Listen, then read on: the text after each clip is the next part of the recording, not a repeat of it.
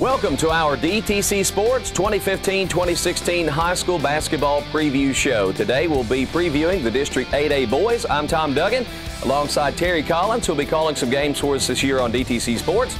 Also joining us today, White County Assistant Basketball Coach and former Cannon County Assistant Darvin Gill. Guys, again today, District 8A boys we're going to take a look at, and right off the bat, let's go back and take a look at last year's standings and see how these teams fared. And you can see Good Pasture, well, they didn't run away with this district going 9-1, but they had a great season at 27-7. Always a lot of talent there at Good Pasture. They made it all the way through the sectional round. A good year in Watertown, and as far as the district goes, they go 8-2, a pretty tough schedule there. In fact, they hadn't in Good Pasture their lone loss in the district.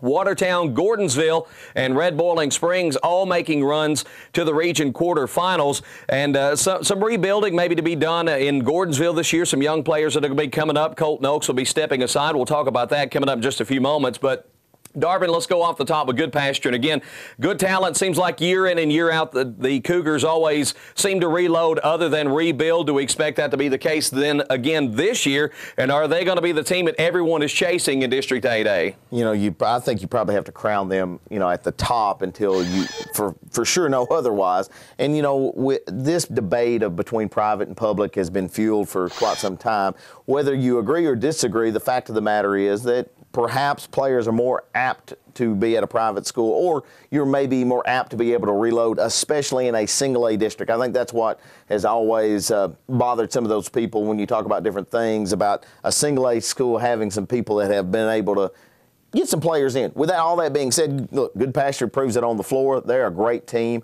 and they have really been at the top of this district since being moved in. I don't see that changing anytime in the near future. Might see some more competitive games, but I think they are clearly the class of 8A. Terry, as we look at the Gordonsville Tigers, Coach Trey Sanders and I said they had some reloading to do. Colton Oaks, a big loss for that team. Noah Smotherman also moving on, and had some defections among the sophomore and junior classes also coming back. So only the one senior, Jordan Davis. This is going to be a team that's going to be relatively young, 11 freshmen incoming on Coach Sanders' team, and he always gets a lot out of his boys this year. What's he got to work with for the Gordonsville Tigers? Well, last night in their game against Mount Juliet Christian, they were firmly in control of that ball game, had a double-figure lead at halftime.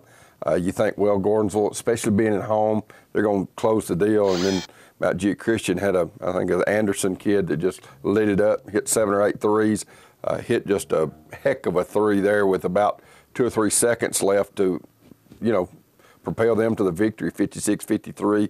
I think the one thing with Coach Sanders, when you don't have that go-to post player like Colton Oaks was, yep, you've got DJ Williams returning, and he is a great scorer for them. And, you know, he's a player that could go for 20, 25 a night real easily. He has that type of talent. He has a tremendous range on his three-point shot. He has the ability to go inside and post you up, and he also drives the ball well. So he's a player, I think, that really has to have big season for Gordonsville. You know, you look at Bobby Parliament, you look at Cody Hutcherson, you look at those type players that maybe were more role players last year. I think they've got to be more scorers this year for Gordonsville. And, you know, when you go back to Good Pasture, and we touch on them for just a minute, I think Good Pasture probably finishes third last year, with the exception of John Payne going from Cookeville to Good Pasture, which was a tremendous addition. Of course, he wound up signing a college basketball scholarship and led them in scoring. So, you know, that was tremendous talent that they picked up that really thrust them, I think, into that, you know, #1 role.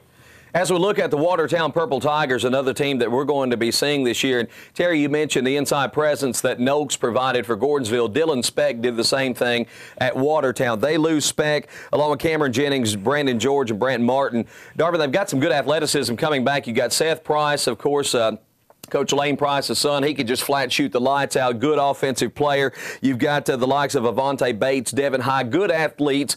Maybe not so much on the size this year for Watertown, but they've got some great skill players and should be very competitive again this year. I would expect so, but, you know, it stands to reason. It's hard to lose what you lose from again, a smaller school and a single A school and be able to not miss a beat. Now, the athletes you talk about are among the cream of the crop of athleticism in that district, and I would think they would propel them to be almost in every ball game. Now, again, usually the outlier that separates teams at this level is depth. If you have some depth at the single A level, you really can make some hay. That is something that will have to be developed, I think, in the Watertown case.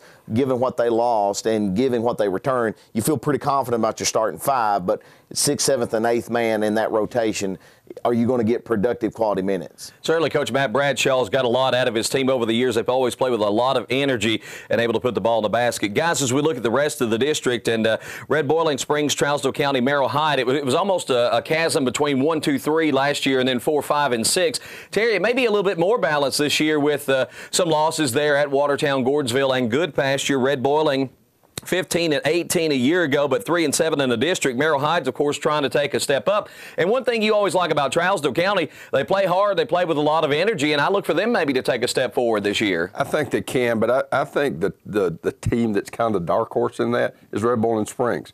Last year they played Goodpasture. I know in one ball game, I want to say it's like a 3-point ball game. They slowed the tempo, which does hurt some teams if it's a up-tempo, fast-paced team, and then they have to play that possession by possession, and you make it to where you're slowing that team down.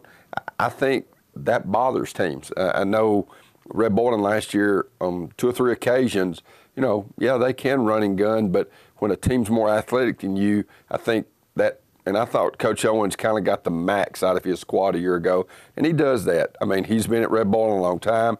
He played there, of course, with Rick Spivey and Kent Smith, his coach. I mean, Kent was kind of a very vanilla guy when it came, but he always got the most out of his players. And I think anytime that you can do that, I don't care if you're coaching football, basketball, baseball, softball, and get them to be the best they can be, I think you're going to pull some shockers. You're going to pull some upsets. All right, we're likely to see a very competitive district top to bottom this year. Can Goodpasture, will they bring the horses in to help them pull away this year? Or will Watertown maybe sneak in, or possibly even Gordonsville toward the end of the season? We'll have to find out as it all plays out. And, of course, you can watch District 8A basketball throughout the season right here on DTC Sports. Go online to www.dtc3.tv.